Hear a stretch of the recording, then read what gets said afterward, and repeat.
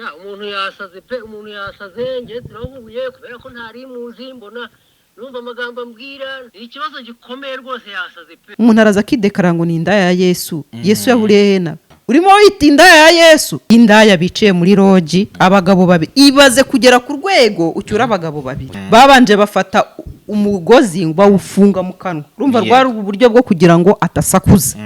barangije bamuzirika amaboko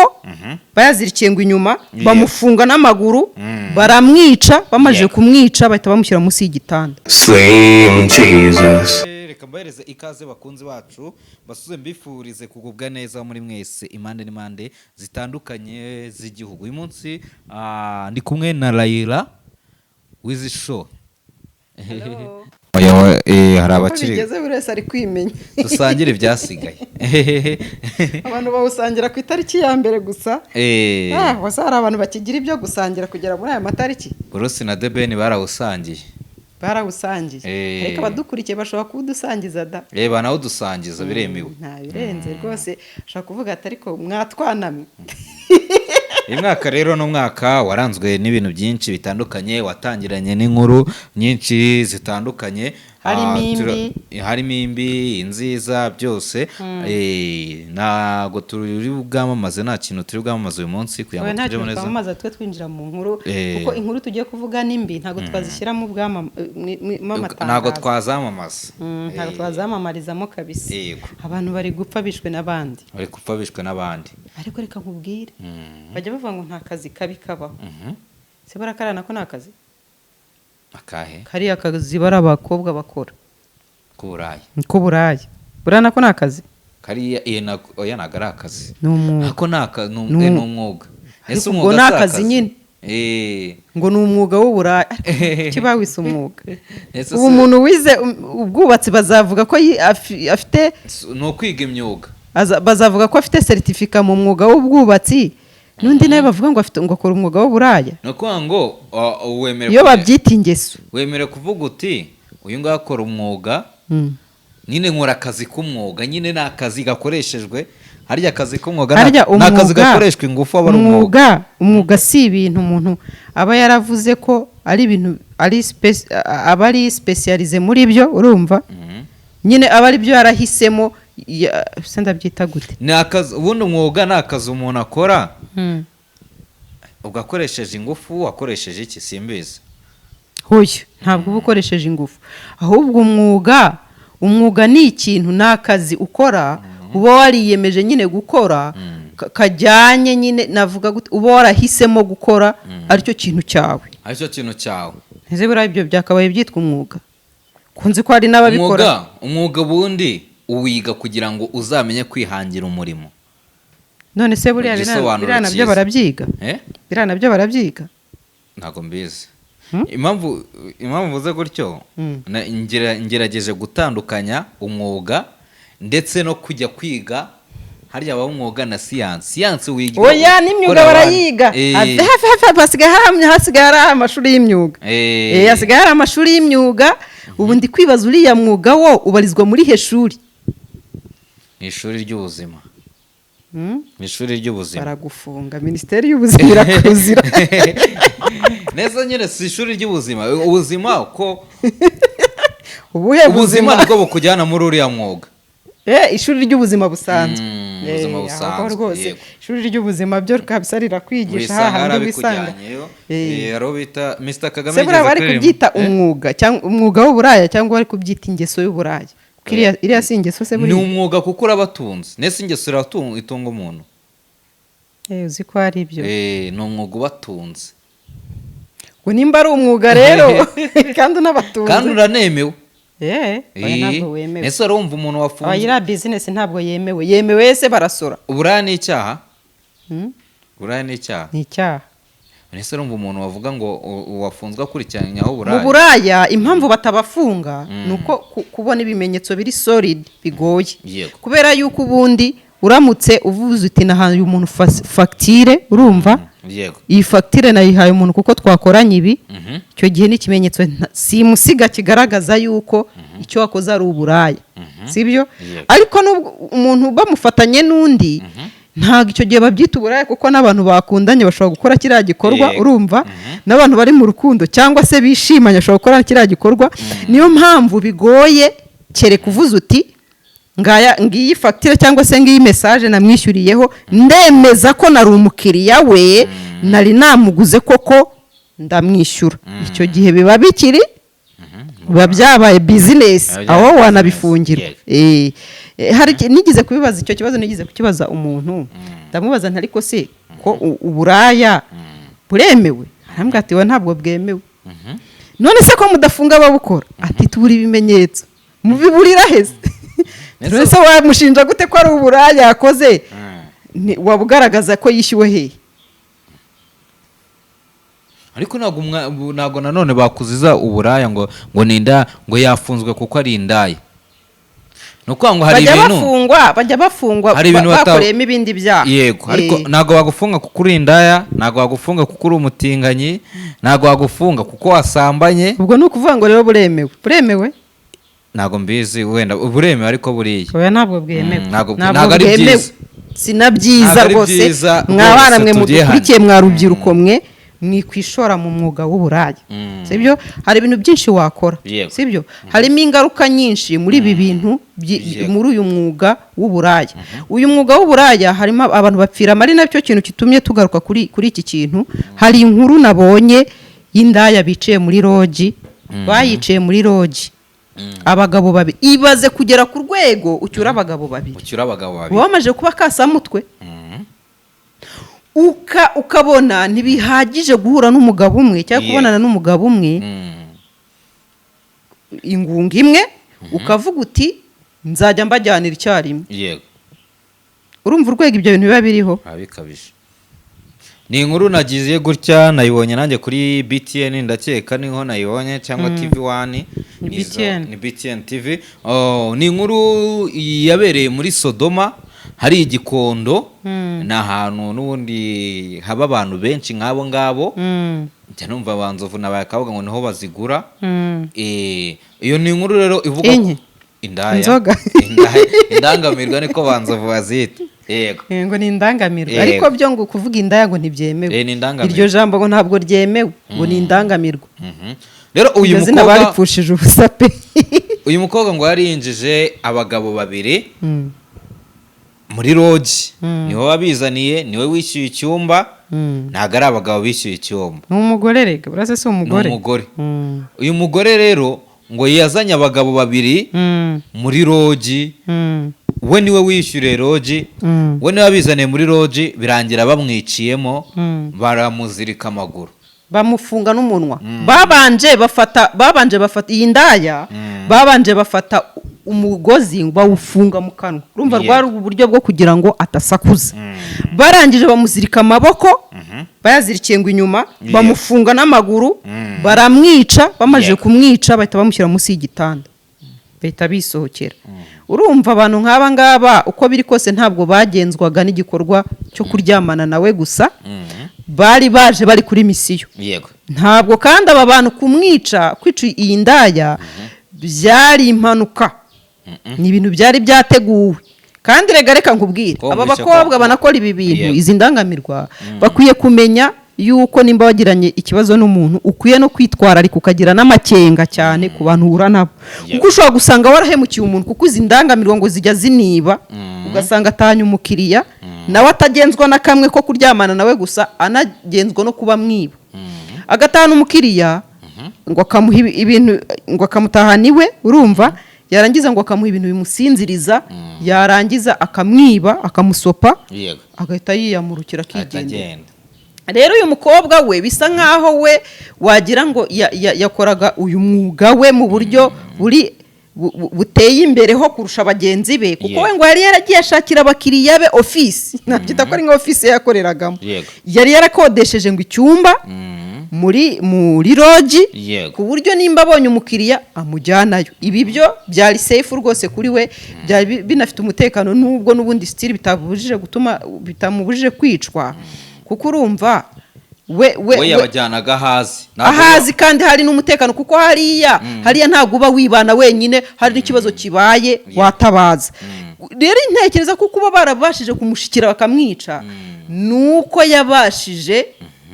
kujyana babiri bamurusha imbaraga. Urumva umwe yafata umunwa ntunatake undi agakora ibyo akora akakwica.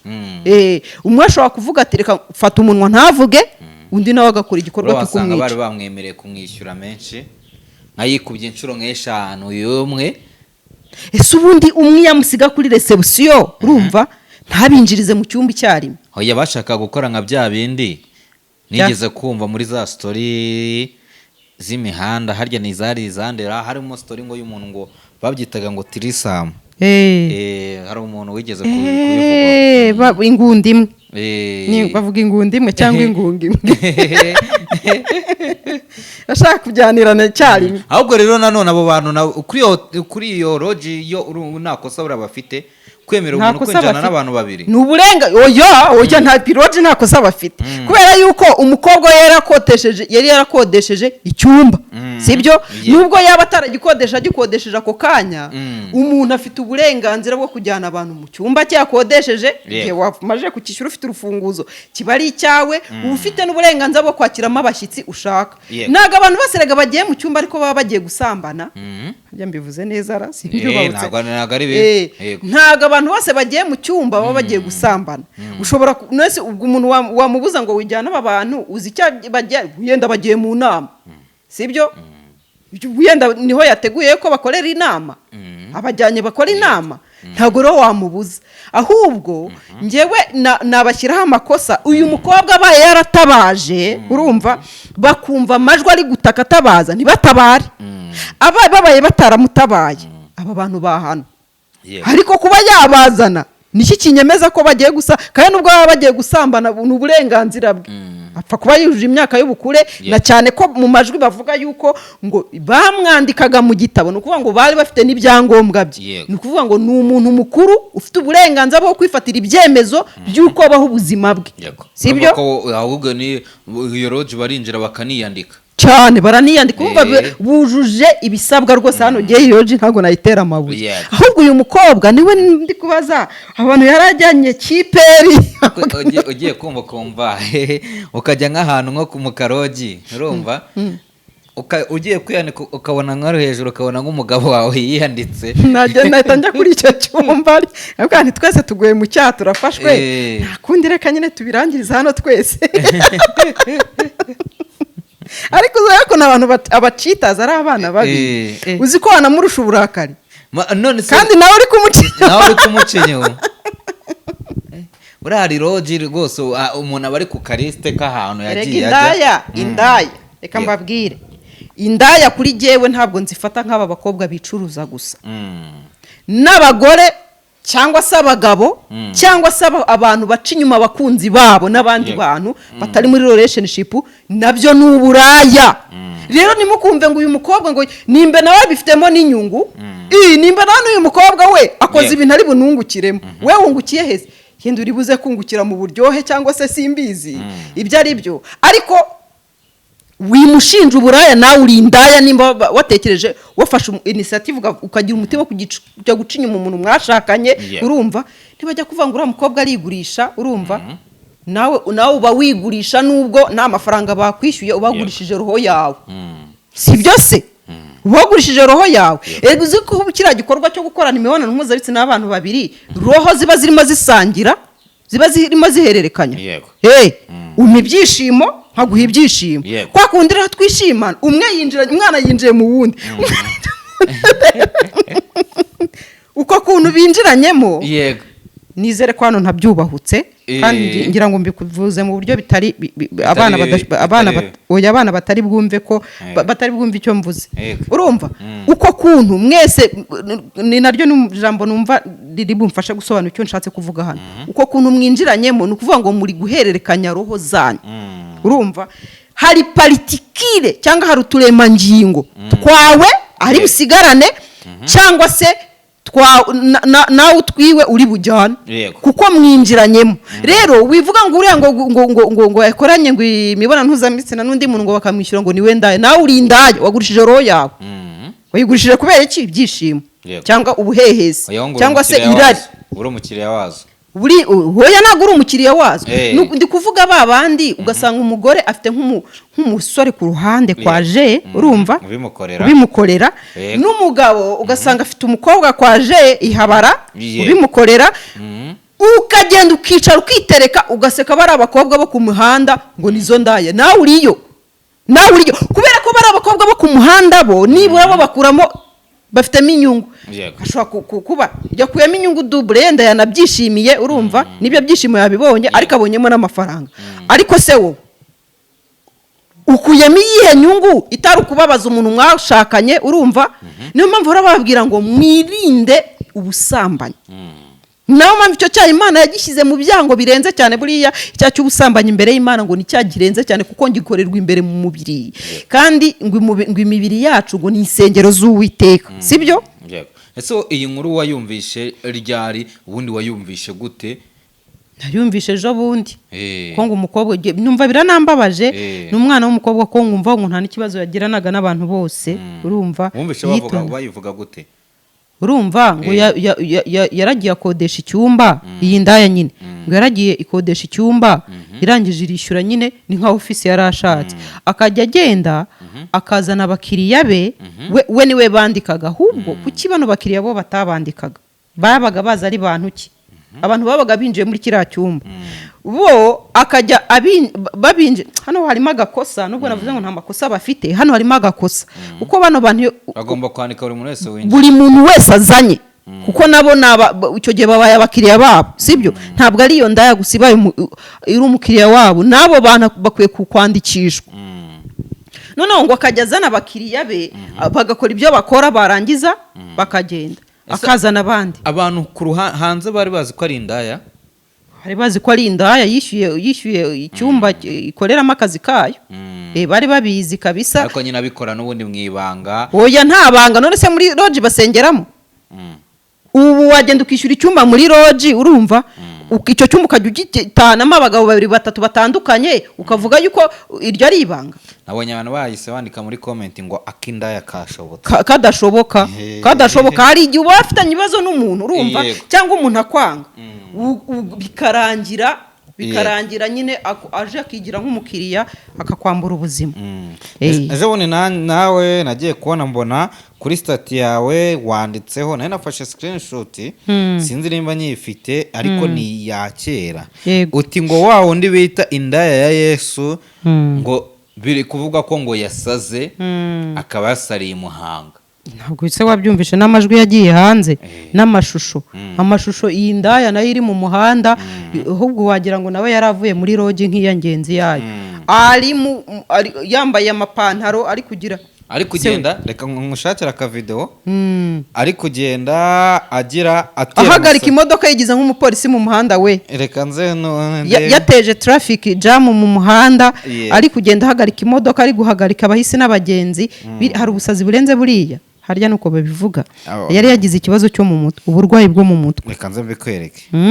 ariko avuga ubura byo naga abyita uburwayi avuga ko ari muzima nta kibazo afite. None se ubundi ugira ngo hari umurwayi wo mu mutwe wemera yuko arwaye mu mutwe? Nta murwayi wo mu ahubwo no kuba zitaramugonze nabishimira Imana nta murwayi wo mu mutwe ubyemera. Amajwi yashyiramo ndaza kukwereka umurwayi wo mu mutwe umurwayi wo mu mutwe ngo yarari mu ntuza yarari mu ndege barimo nyine ngo indege yari yuzuye nyine abarwayi bo mu mutwe babajyanye bari kubimura mu bitaro bimwe babajyana mu bindi bitaro ariko urumva nyine kuko barwaye mu mutwe ukagenda basakuza pilot araza ariko murimo murasakuza murabizi ariko ko murwaye mu mutwe twe turi bazima ariko muri abo bose hari mu mugabo umwe arangije aramubaza ati se ko mbona we ko ari wowe ufite akenge kurusha abangaba batari gusakuza wabaturishije aramwemera ko ari bubaturisha asubira muri ntuza kwicara noneho agiye kumva yumva nyine abantu rwa rusaku rwashize ntibakiri gusakuza asubirayo yasanga nta muntu n'umwe urimo hasigayemo wa muntu umwe gusa none se byagenze gute ati nabafunguriye baragenda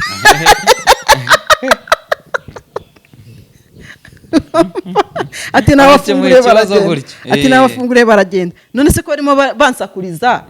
ati nabafungure baragenda ko nicyo kibazo cyonyine numvaga kiri bukemuke nimba bashaka gusakuza bajya gusakuriza hanze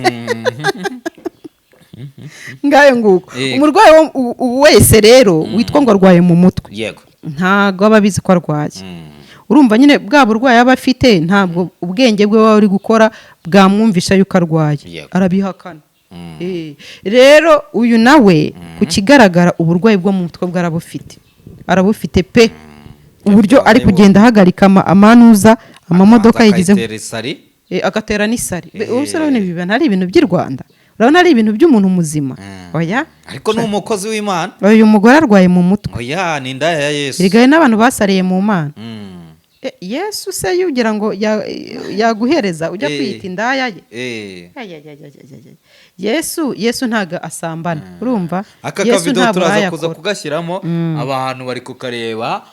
muri kubona uburyo ari kugenda yitambika imodoka akagira gutya akaba ateye isari akongera gutya abantu rero ugiye wandikaga uti indaya ya Yesu yasaze abantu benshi bahise bavuga bati ibi ni ibihuha ntabwo ari ibihuha ntabwo ari ibihuha kuko ku kigaragara ntabwo ubona se yuko nawe ari umusazi nyine ngoya murebe aka kavideo kari gucamo mukarebe mukitegereze murabona uyu muntu afite ubuzima murabona uyu muntu ari tayari erega ntabwo none se ubu niwe mukozi w'Imana cyane wabyinjiyemo ku buryo agera kuri uru rwego hari abantu gusa ni byiza gusara uvuga Imana sibyo bitandukanye no gusara utora amabuye utera abantu urumva bitandukanye no gusara utukana urumva uburwayi yaba afite bwose nibura buraruta ntabwo bumwandagaza sibyo ntabwo bumwandagaza buriya ugize ikibazo cyo mu mutwe ukakigira utukana urumva ukakigira urwana ukakigira wiyandagaza bitandukanye n'uyu nguyu ushobora gusara uvuga Imana ntacyo bitwaye ntacyo bitwaye gusa stili ntibikuraho yuko udafite ubuzima nta buzima ufite bwo mu mutwe nyine ese amakuru yuko indaya ya Yesu yasaze wayakuye kwari ndayahawe n'umuntu umuntu ntazi mbona nimero iranyandikiye impamajwi impamajwi ngo nguyu ngo ari kwirukanka ngo imuhanga ngo nguyu mu muhanda ngo yambaye ubusa ngo yasaze uko amutaza kuyaguha nayo yego ni umuntu wayampaye ntamuzi nimero ntazi mbona iranyandikiye irayampaye kuri telefone arambwira ati ati byakomeye yarabanje aranyandika byakomeye ati uzi ko indaya ya Yesu yasaze uko ni nuko yanyandikiye yego taje mbikuhe banza mbifite muri telefone ati uzi ko indaya ya Yesu yasaze ati nyamara ati byakomeye tubari Muhanga tubari Muhanga ati ibintu byose byakomeye ati ntabwo atari gutuka umuhisi n'umugenzi atari kurwana ati ibintu byakaze ni ukuvuga ngo bano bantu nabo babona umuntu yagize ikibazo cyo mu mutwe yego nkaho bamufashije ahubwo bagahita batangaza amakuru ye nabo ndabakemanga akajya gufata video nabo ndabakemanga abantu reka turebe gusa nyine iyo umuntu azwi yarijanditse muri ibintu bya social media neza ugira ngo ubu ngubu abantu kuno kuntu tuba twirirwa ku mbuga nkoranyambaga hari ikintu kibaye hanze y'intuzi ugira ngo ntihashya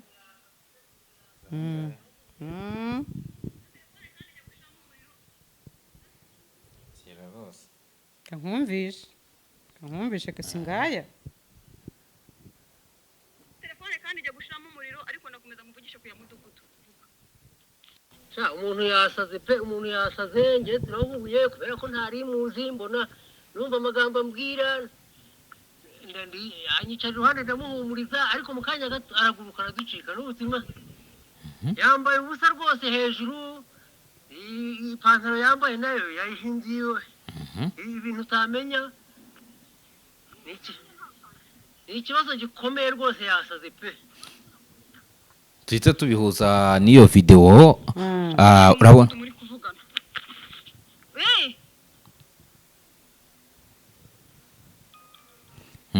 tuhita tubihuza n'iriya video yo kuri YouTube iriya video urabona baravuze ngo ipantaro yambaye mpita numva ngewe bari kubeshya kuko numvaga ko uriya mudamu atakambara ipantaro ari umukozi w'Imana ariko wabonye ko iyi video yambaye ipantaro uwo munsi ni wo bundi ubwo se uwo munsi yari ari mu Muhanga kuri Muhanga kabisa ngo yari ari mu muhanda uko bari kubivuga ngiye twaranandikiranye n'uwo muntu ari kubisobanura gutyo ko usibye ko icyo gihe nari nibereye muri gahunda zo kujya gushyingura twari twagize ibyago ariko yabimpaye ambwira yuko ngo ari mu muhanda ngo yahagaritse abahisi n'abagenzi ngo nta muntu uri gutambuka kubera nyine ikibazo yari yateje mu muhanda yambaye ubusa urumva ni ibintu biba bidasanzwe kubona umuntu wambaye ubusa mu muhanda noneho nk'uyu nguyu uba no ku mbuga nkoranyambaga hari abantu bahurura ikindi kandi akaba yibrandinga nk'umukozi w'Imana cyane ko muri iyo minsi yari arimo arahitinga cyane ese bano bakozi b'Imana bo urabona amaherezo yabo azaba ayahe nimba umwe aza gutya. Hari ikindi kiganiro turi buze gukora cya kabiri ni ikiganiro nabonye nagikoranyeho na Pastor Claude ejo bundi ni umukozi w'Imana wenda ndaza kuza kumuvuga mu kindi kiganiro niba ngombwa ko tugikora ngo we yashatse umugabo umusore yashatse umugore amaje gushaka umugore arangije amwiba amafaranga miliyoni ngo zigera muri 45 birangira umugore wiwasaze urumva arangije umugabo atorokera muri Uganda. Aba bakozi b'Imana urabona amaherezo zabo ari buze kuba ayahe biraza kugenda ubundi Imana ni izina rusange wita umukozi w'Imana niwe ubuze Imana akorera iyo ariyo iba ari Imana yo mu ijuru sibyo ko Imana yo mu ijuru idahemba gutya nta nubwo ihemba ityo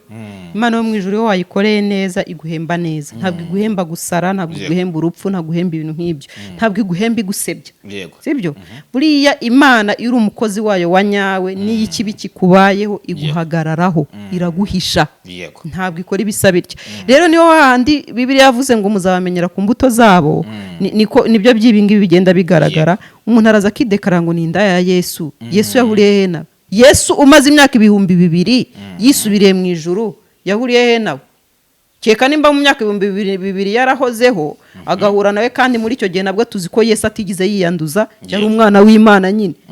ibi bintu urambwira ko Imana yabirebera gutyo gusika kureka urimo wita inda ya Yesu ubwo Yesu nibigu urimo umutaka urumva ari ibigu urimo umutaka ko biri kose Imana nyine bigomba kwerekana ikajonjora ibirayi biboze mu bizima ikerekana ko uwo muntu uyiyitire atari umuntu wayo atanayikorera rwose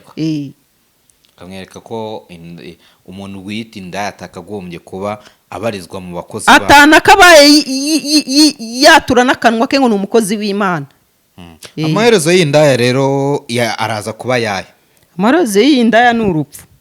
ngo guherezo ry'icyaha niki n'urupfu cyangwa biraza kurangira nawe ayeruye akahita bindaya ya nyayo yeruye none urubona umuntu watangiye gushyiramo amapantaro yita umukozi w'Imana kambara ubusa akajya mu muhanda urumva hari igisigaye nta gisigaye hagisigaye utazabinjiza wasanga karanabaye ahubwo yaratangiye kubinjiza kurya ashobora kubatwara abagabo muri rogi cyane rwose birashoboka rwose kuko urabona ibintu akora by'ubwabyo biragayitse birabishye yego so turi kugana ku musozo w'ikiganiro cyacu ubwo urumva ni inkuru twabonye n'ejo ubundi yasohotse kera ariko abantu bari kwigarura muri iyi minsi kuko video aribwo yabonetse ni inkuru twabonye ni inkuru ibabaje kubona uyu nguyu Mama Chance cyangwa se indaya ya Yesu yasaze umuntu arumaje kugira abantu bamukunda ni umuntu asengeraga abantu benshi cyane turaza kubigarukaho turaza gukora ikindi kiganiro nitubona umwanya tunagaruke no kubijyanye ariko Imana ishobora no gukoresha umuntu ufite uburwayi bwo mu mutwe buriya Imana igikoresha n'abarwayi bo mu mutwe hari umuntu umwe ngewe wigize kumbwira ibintu byamubayeho yahuye n'umugabo ufite uburwayi bwo mu mutwe nyine w'umurwayi wo mu mutwe we wari unamaze igihe afite ubwo burwayi atoragura amashashi n'umusatsi waramwereyeho n'iki byose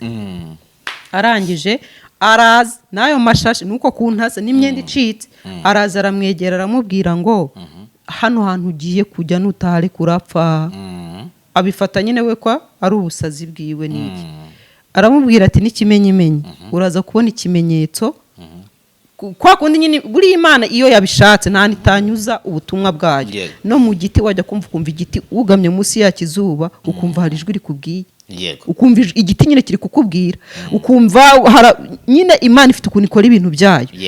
arangije umugabo aragenda, ibimenyetso yamubwiye kubona arabibona, abona guhagarika rwa rugendo yari yagize gute. Urumva Imana itaramutabaye se iciye mu murwayi wo mu mutwe, abantu benshi bita umusazi, yaramutabaye. Rero ni ukuvuga ngo uyu we ntabwo ndi umwite ko ari umusazi Imana ikoresha, ahubwo ni umuntu wigize umukozi w'Imana kandi atari we Imana imuhindura umusazi ahubwo. So reka dusoreze ahangaha ibiganiro byacu, nakagaruka